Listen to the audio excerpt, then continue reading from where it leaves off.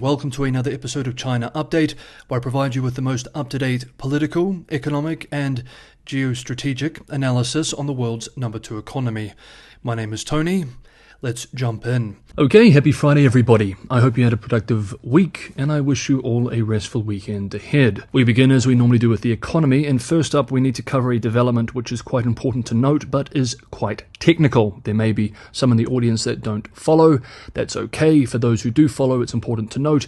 We'll move through this technical stuff first and then we'll move on to more easy to digest content. Yesterday, Thursday, the head of the People's Bank of China, China's central bank's monetary policy department, Zhou Lan, gave a press conference in which he used language about room to lower reserve requirement ratios, RRRs, that echoed previous comments he has made ahead of RRR cuts in the past, leading to speculation among commentators that more cuts could be on the way.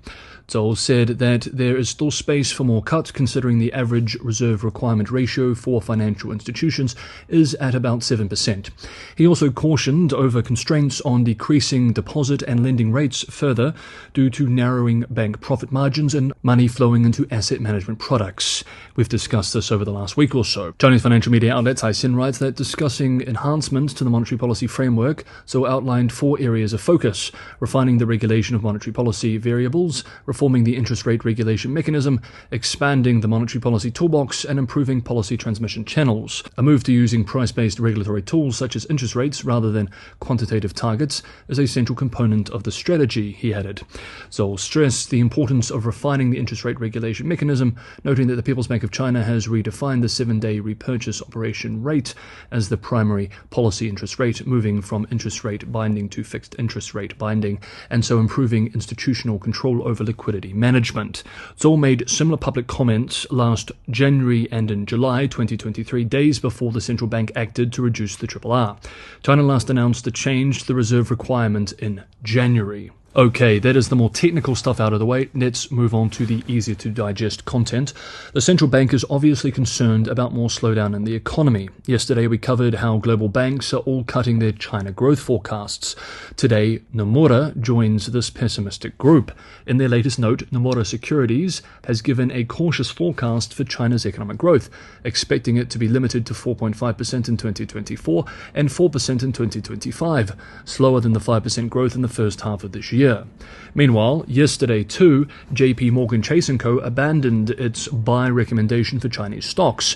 China was downgraded to neutral from overweight in the bank's emerging markets allocation, with the analysts arguing that the potential for another trade war between Washington and Beijing could weigh on shares, while China's moves to lift itself out of its economic slump remains, quote, underwhelming.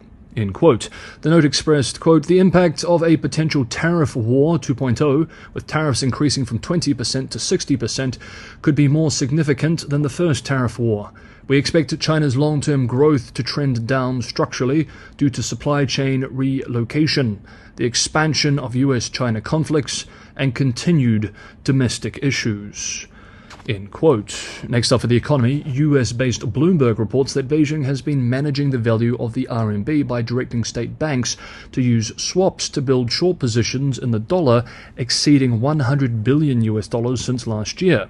Quote, that has pushed one measure of the swap market to extreme levels, creating virtually risk-free returns of about 6% as recently as July for traders who took the other side.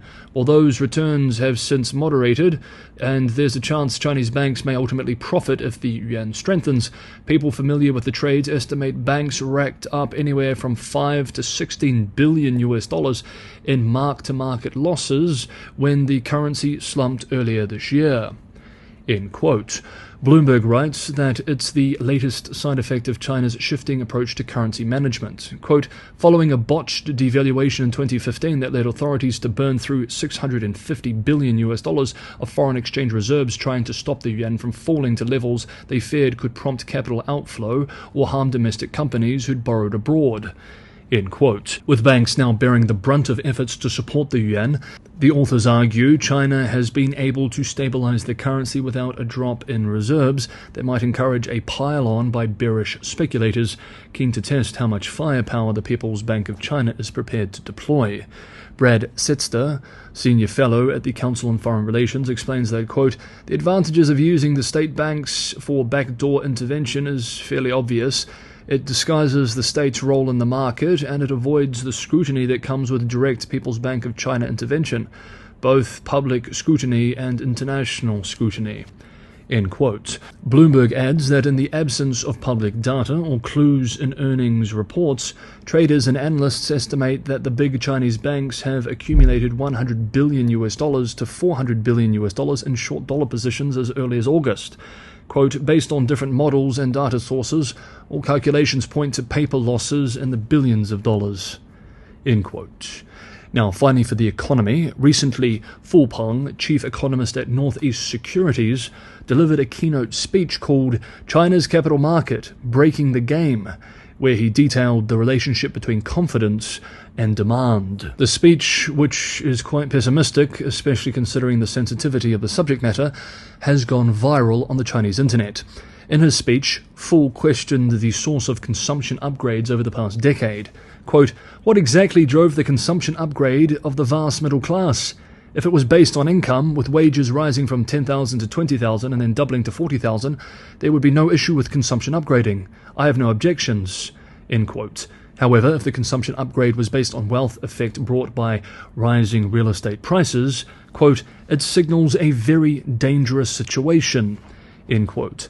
Fu points out the value of some middle-class homes has depreciated, turning down payments into losses and creating negative equity, leading to an immediate drop in consumption.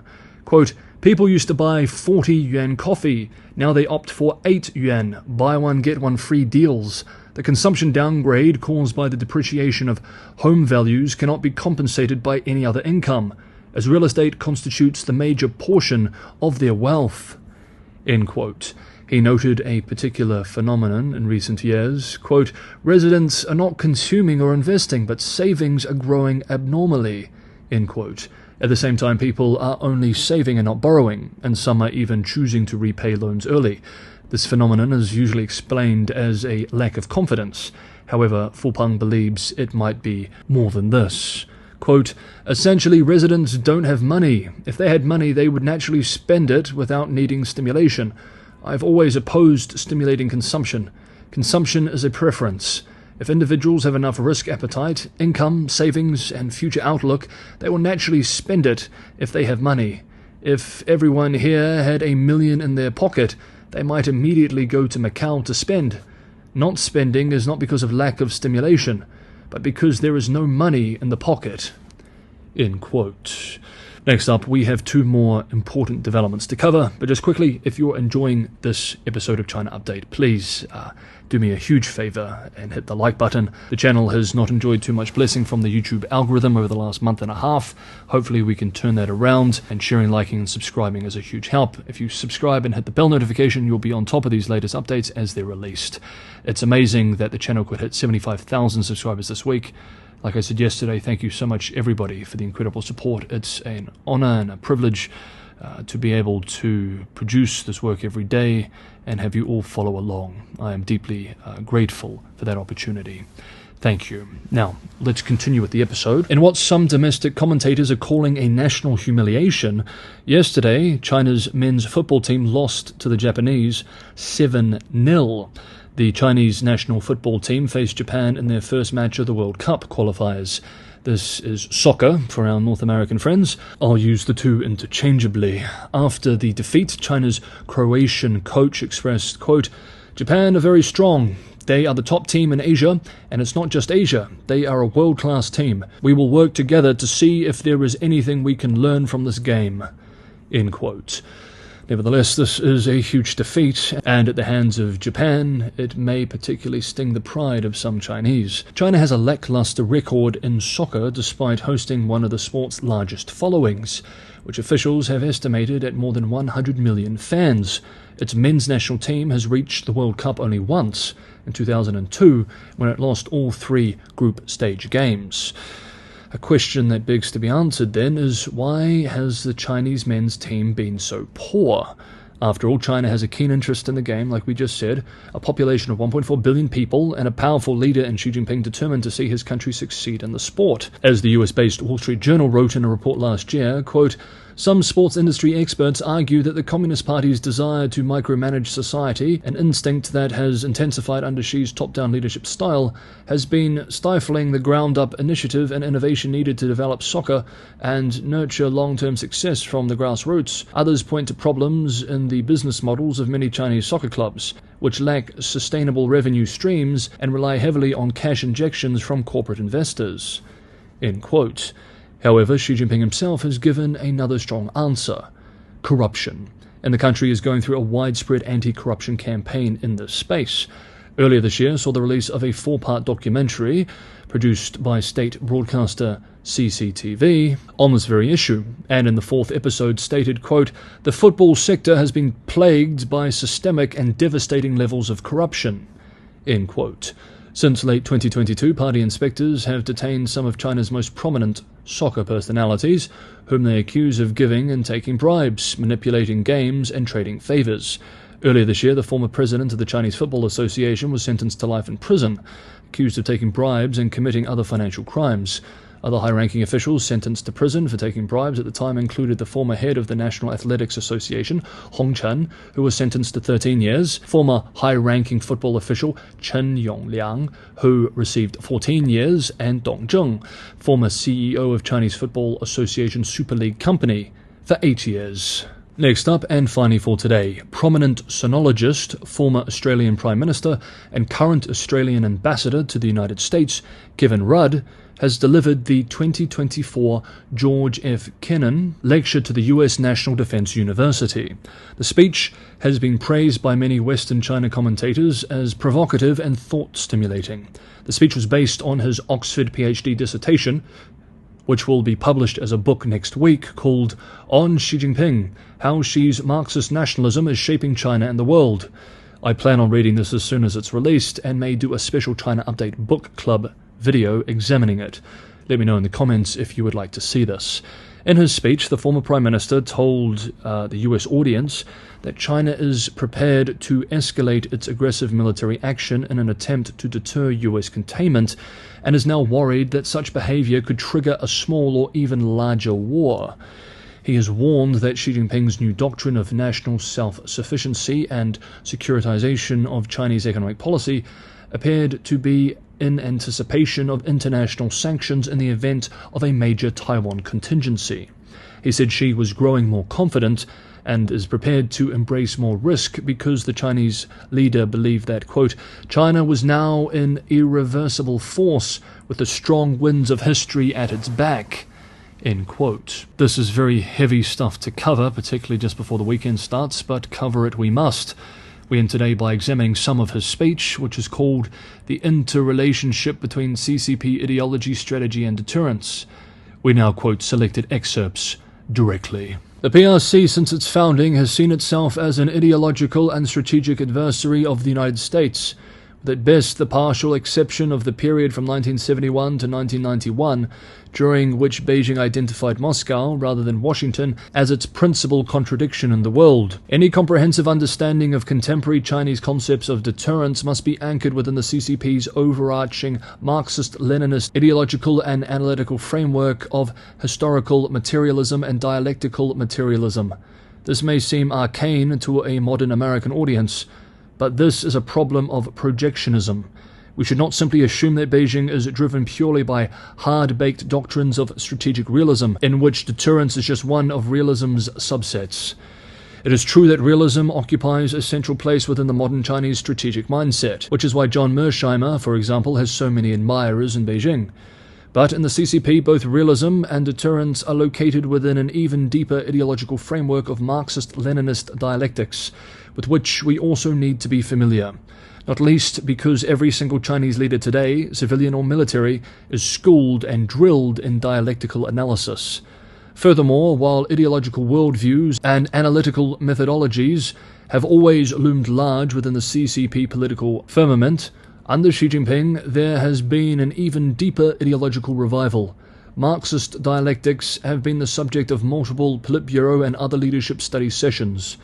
Indeed, Xi has become the most ideological-driven Chinese leader since Mao. This is reflected in the sheer volume of ideological corpus when compared with any of his post-Mao predecessors. There is still a tendency in the US and the rest of the West to simply write off all this ideology as largely an exercise in political formalism, i.e. it's what the CCP needs to say to justify its raison d'etre, rather than providing a real-world guide to policy behavior in the practical affairs of the Chinese state. I have a different view. Over Xi's decade in office, I argue he has deliberately set out to make the CCP and the country at large more Marxist, more Leninist, and more nationalist. The record demonstrates that deterrence led by the United States continues to hold across the Taiwan Strait. That is a tribute to successive US administrations, but it does leave open the question of the future. The purpose of this lecture has been trying to shed some light on how China perceives the complex questions of deterrence, how this may differ from US and Allied understandings, and how these may translate into their views of each other over Taiwan. What this lecture has not done is go to the next stage of logical questions.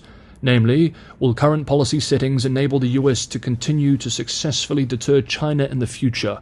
What gaps might exist within the overall fabric of integrated deterrence, and how can they be filled? Does China believe it is increasingly deterring the US within its own perceptual framework? And where could this take Chinese strategy in the future? These are core questions for future contributions to the national security debate here in the US, in Taiwan, among allies, and yes, in Beijing itself, if together we are to preserve the peace.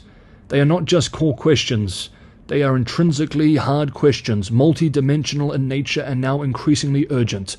The unfolding Chinese strategy in its grey zone campaigns across the Taiwan Strait and the South and East China Seas brings all these questions into immediate and increasingly sharp focus.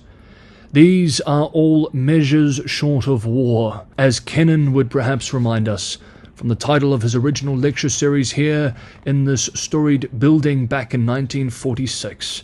Just as these are the core questions that both Kissinger and Kennan, were they with us today, would likely have us answer and then collectively resolve, and to do so as rapidly as possible in the real world of strategic policy, if we are to continue to avoid what I, for one, still believe to be an eminently avoidable war. Here ends the direct quote and today's episode of China Update. Thank you so much, everybody, for watching. I hope you can have a good Friday and a restful weekend, and I will see you back for more China Update tomorrow.